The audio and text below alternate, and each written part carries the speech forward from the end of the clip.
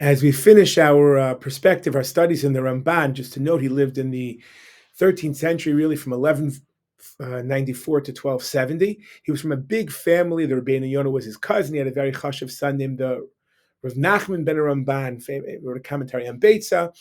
To that son is the one who wrote the famous Igeres Ramban. He has grandsons, the Rashbash and the Ralbag and the Rashbats, other as well. The Ramban was famously a doctor. That was his parnasa. I think the Rashba has a tshuva where he wants to know, is it mutter to take goyish patients, and he writes absolutely vanira isias harav Rabbeinu Moshe ben Nachman zal shenitasik b'malacha zu etzel hanachris b'schar. You're allowed to charge and to pay, to collect and be a doctor for non-Jews, and that's the proof. If the Ramban did it, has to be mutter. Probably what makes him very unique in terms of his personal life, his personal side, would be his humility.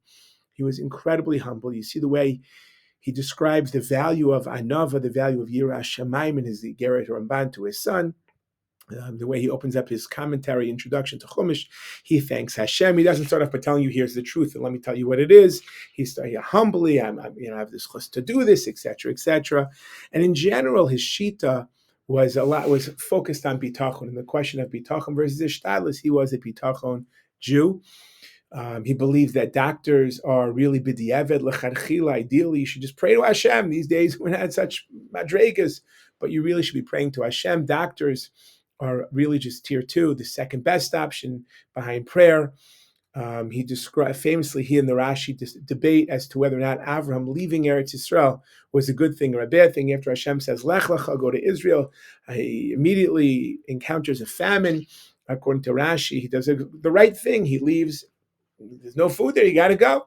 According to Ramban, he should have had more faith. Avram should have been more of a Baal Bitachon. The Ramban is a tremendous believer and has a significant emphasis on Bitachon. And maybe just lastly, we'll mention in terms of personality, he was very well-rounded.